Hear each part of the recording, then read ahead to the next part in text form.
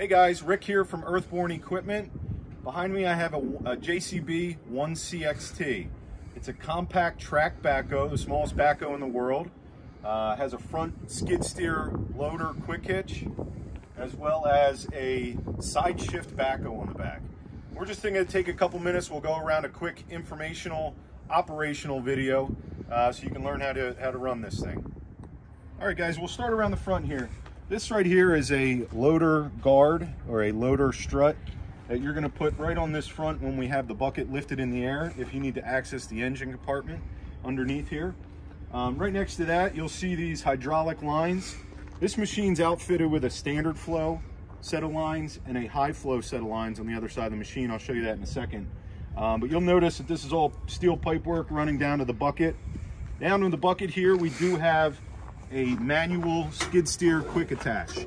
So any skid steer attachments will fit on this machine, any universal skid steer attachments. And I'll show you how to take this bucket on and off in just a second. But it's basically just two levers that you undo, and you can roll, curl out of your bucket and switch into your next attachment very easy. All right, so to undo your bucket or attachment, you're gonna pull up on this lever, put it in the unlock position. You're gonna come around to the other side, same thing. Okay, once you have them down in the unlock position, I'll come in the cab and I'll show you how we're going to roll out of the bucket.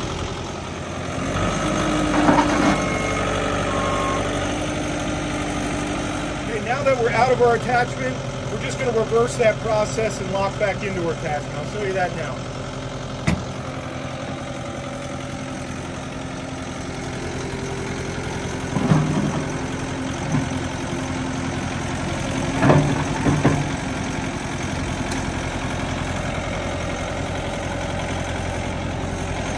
Come back around and just reverse these handles back down into the lock slot. It's always a good idea after you lock your attachments to then roll the bucket out to make sure that it's attached.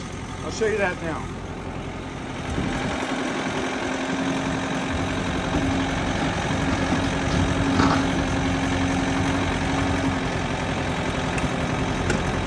Okay, as you noticed, I rolled the bucket out, lifted up the front of the machine a little bit. That ensures that your bucket is locked on. Even though these arms are down, you want to make sure those pins go through the bottom of the bucket and is secured tightly. All right, so with the quick hitch, again, you can hook up forks that are made for skid steers. Really any type of skid steer attachment will fit on this plate.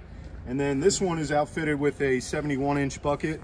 It does have a removable wear edge, cutting edge on the bucket. So it does have two sides. You can take these bolts out if this edge wears down and turn it around and get a whole nother life out of the second side. Okay, moving over here, this right here, you'll notice it has an HF for high flow. Okay, these are your high flow lines. All right, this is gonna have a higher flow than the set of lines over there. I'll show you how to activate that in the cab in a minute. But if you had any high flow attachments, I mean, check your attachment, make sure to see what that flow rating is for that attachment. And that'll let you know whether to hook this up to the high flow or standard flow attachment. Okay, here's your hood engine compartment. Okay, it does come with a square key that will provide for you.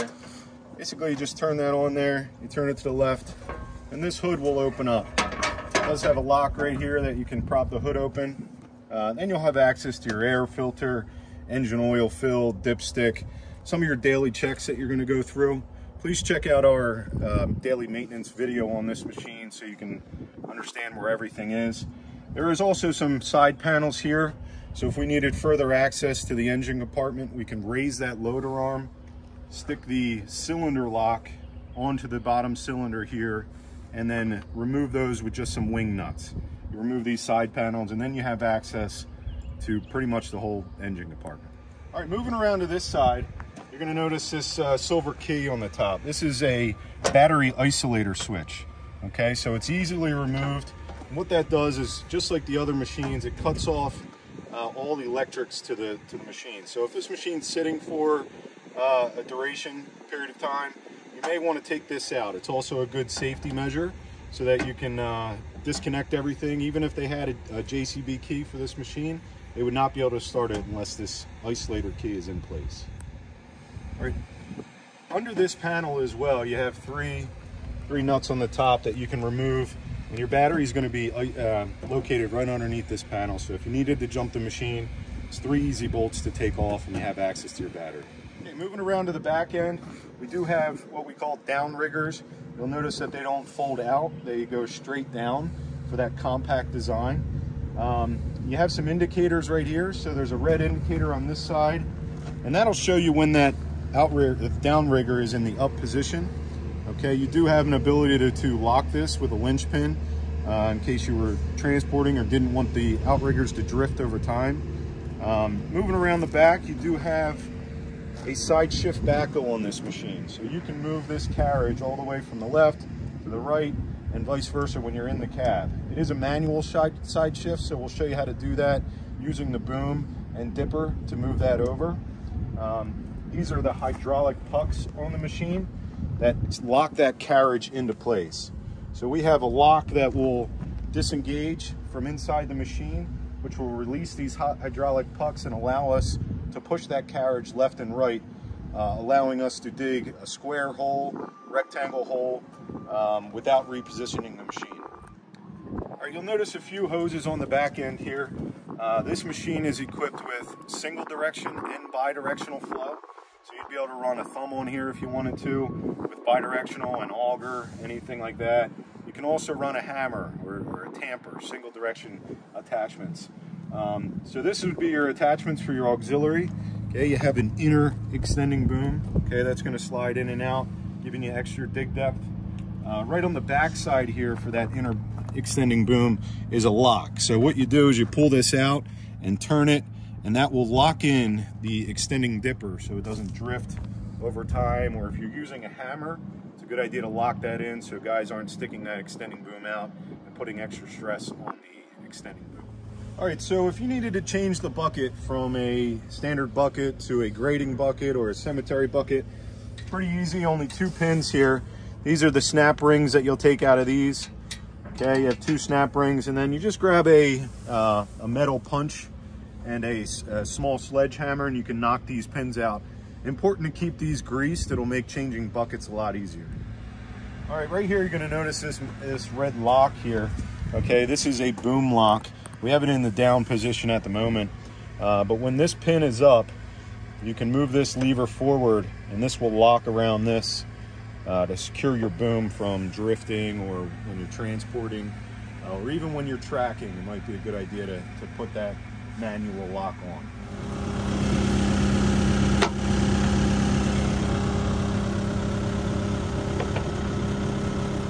Okay, again on the back here we have our side shift carriage. We moved it all the way to one side, and what you'll notice is right in here there's a hydraulic sight gauge. It is this right here where you have that red dot in the middle. You want to make sure that there's hydraulic fluid in that sight gauge during your daily checks. That'll show you the level of it.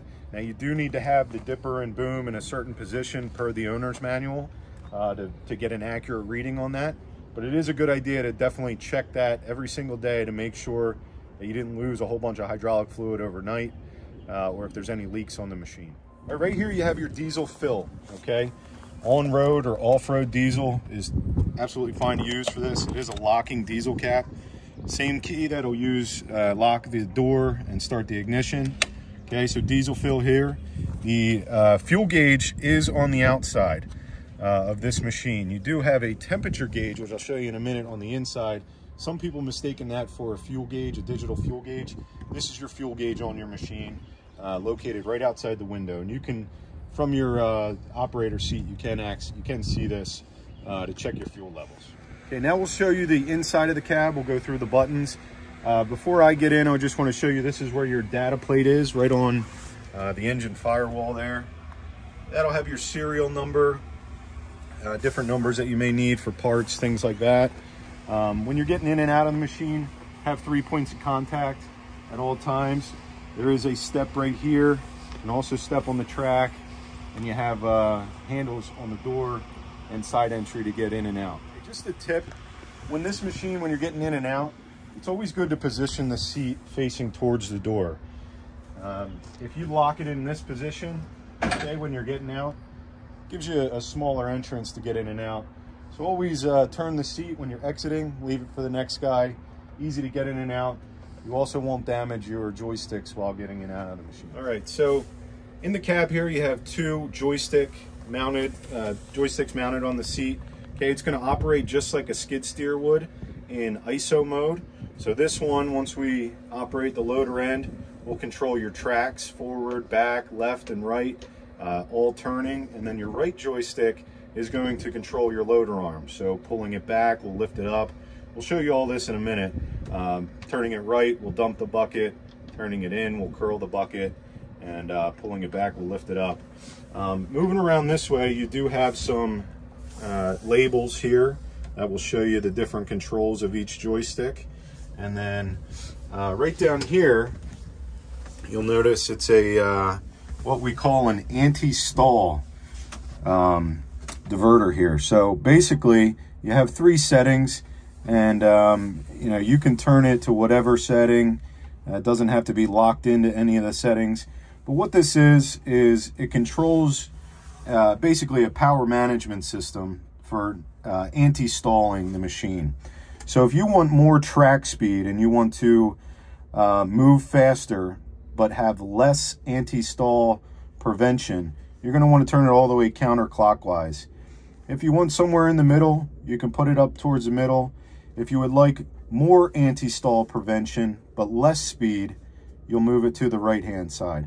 So it all depends on what application you're working in, what type of loads you're loading, and you can adjust this, the power management block here, to the job that you're completing.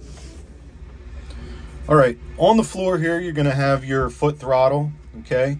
So that's what you'll use to increase your RPMs while you're using the front loader end. And then right down here on your right-hand side, you do have your AC and heat. Okay, so you have 3 fan speeds.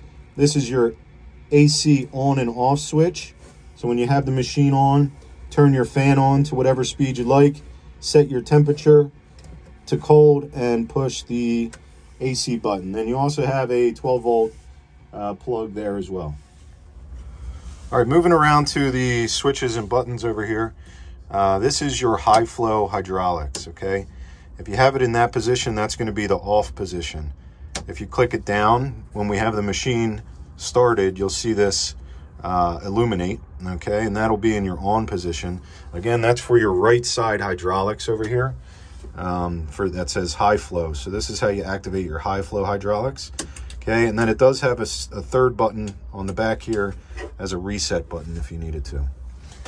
Moving back, you have your ignition. Okay, again, you have your hood key on here, standard JCB keys. Okay, put that right in there. We'll show you the startup of the machine in just a second. This will be your display screen. This is the digital gauge that some people mistaken for fuel level. As you see the machine warm up, this will increase. So this is your temperature gauge, not your fuel gauge. Again, your fuel gauge is located right out this side of the window. Moving around to the back, we do have a parking brake on this machine. Okay, this would be in park, okay, when it's down this way. And it's a 2-finger operation to release the parking brake. You have to push down on this red button and also push back. Okay, so it's a 2-finger operation to disengage, 1 finger to engage. Push it down like that.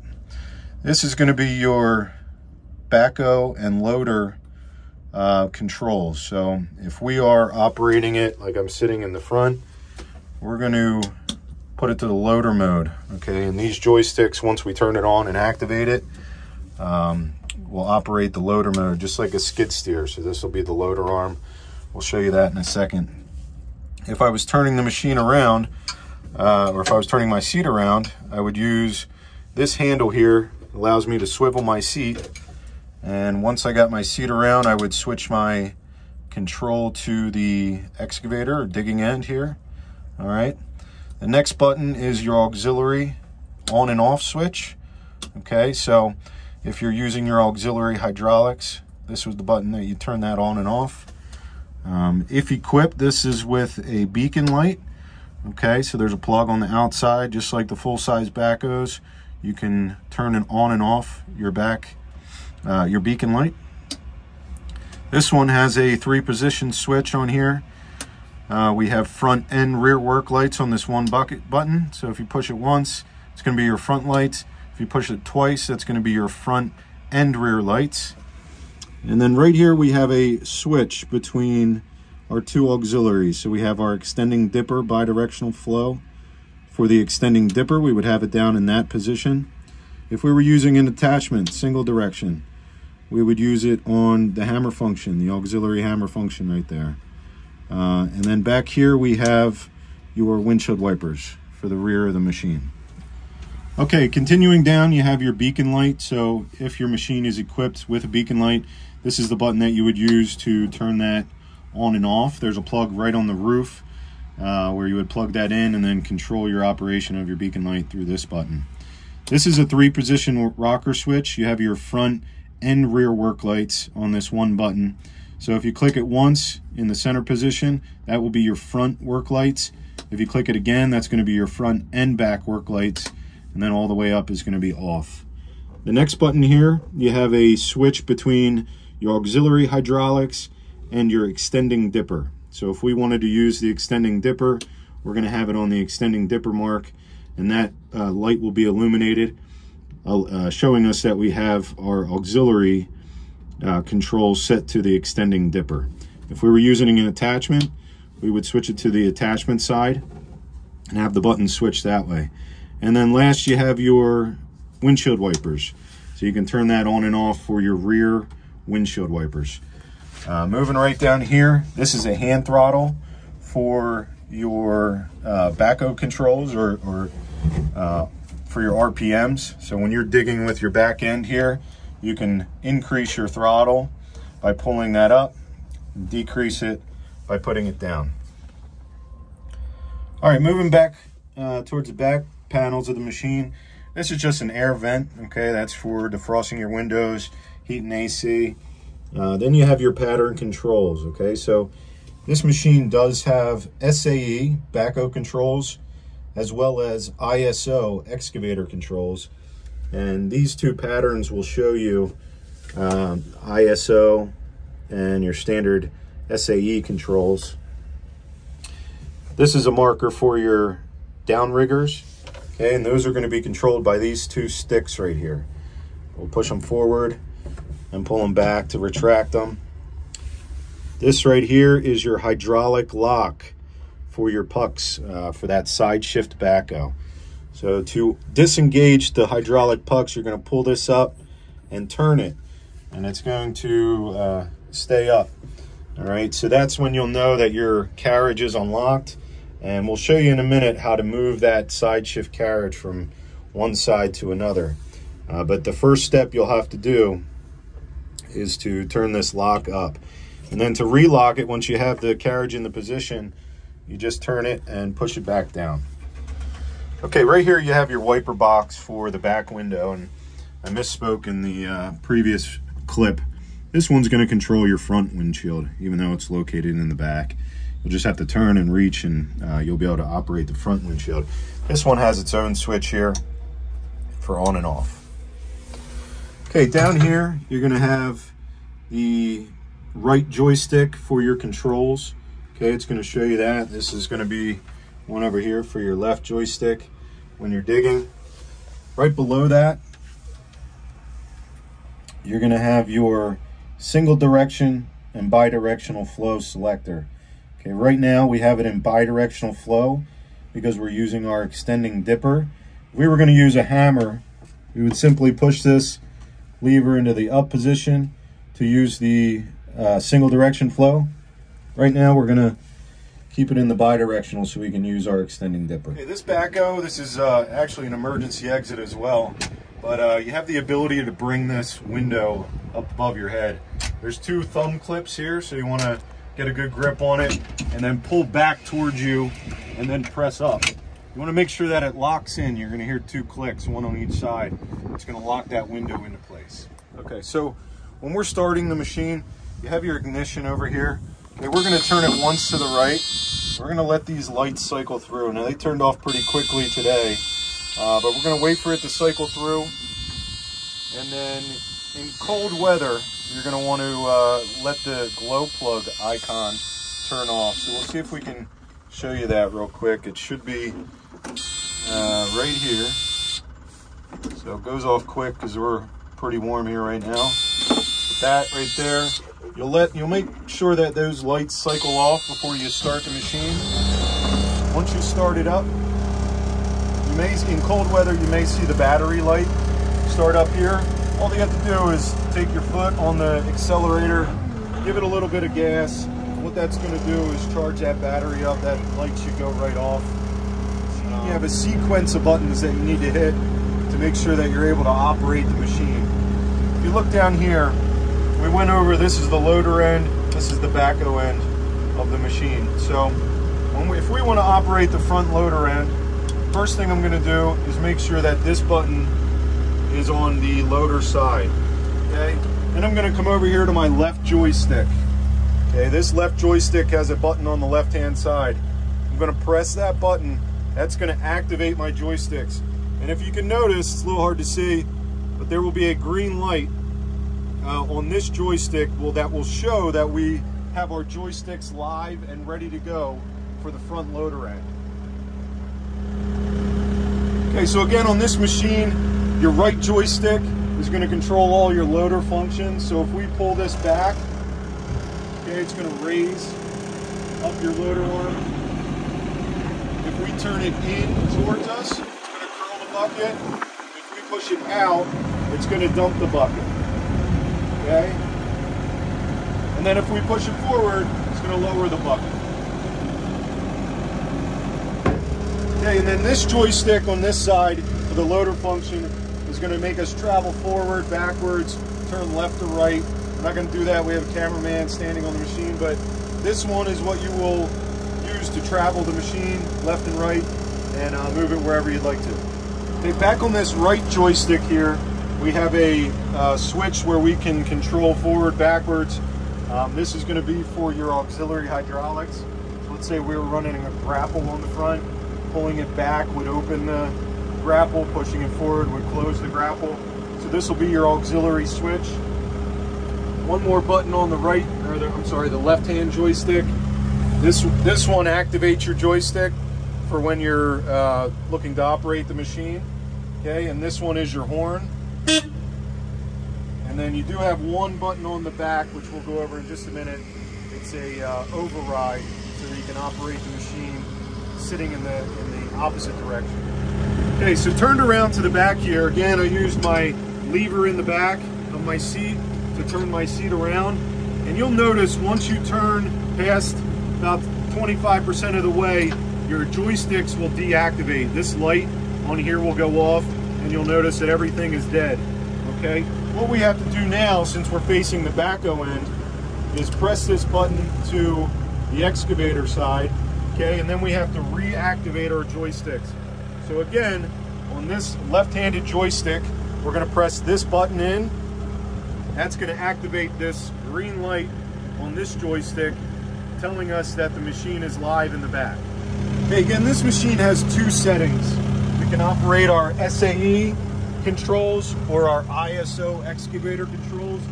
Currently, I'm in an excavator control mode, so my joysticks are going to do something a little different than the backhoe end. So on this joystick, when I pull this back, this is going to raise or bring in the boom on this machine. Okay, if I push it forward, it's going to lower the boom. Okay, with my boom a little bit in the air, this joystick, we're going to pull it in. Okay, and that's going to move my dipper in and out. Okay. This joystick, if I turn it to the left, it's going to curl my bucket. And if I turn it to the right, it's going to dump my bucket. And then left and right on this joystick, if I put it right, it's going to swing the boom this way. And if I put it left, it's going to swing the boom that way. I'll show you the difference now between the SAE controls. Okay. All right, now we're currently in SAE or backhoe controls. So basically my boom and dipper are switched. So Now this one used to bring our boom in and out. Now if I push it forward, it moves our dipper in and out. Okay, and this one used to be our dipper in and out. Now it's our boom in and out. Those are the main differences between the two controls. This will still curl your bucket in and out, left and right, and this one is still going to swing your boom left and right. All right, so before we start operating, you would want to put your outriggers down. Push down to put them down. Pull them up to pull them up. Okay, now that we're stabilized, I'm going to pull this lock here, hydraulic lock for the carriage. Okay, and then in just a second I'll show you how we're going to move this boom, or the side shift carriage, from left to right. All right, so I'll show you how to move this carriage from left to right. There's a couple different ways to do it. Every operator is going to have their own way. There's some ways that damage the ground a little bit more. There's some that take a little bit more time, but can do less damage on the ground when you're moving this from left to right. We are going to use the bucket and the dipper on the ground to push this over. So right now what I'll do is I'm going to move this boom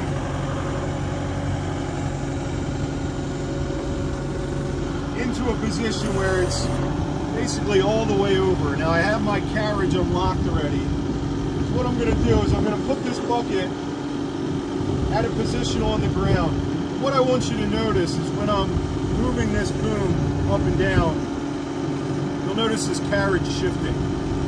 That is probably the biggest point that you're going to want to take away from this, is that when you're trying to move this left and right, there's a pinch point where it won't move. So you need to get it right in just when it moves just a little bit, that you can then roll it over.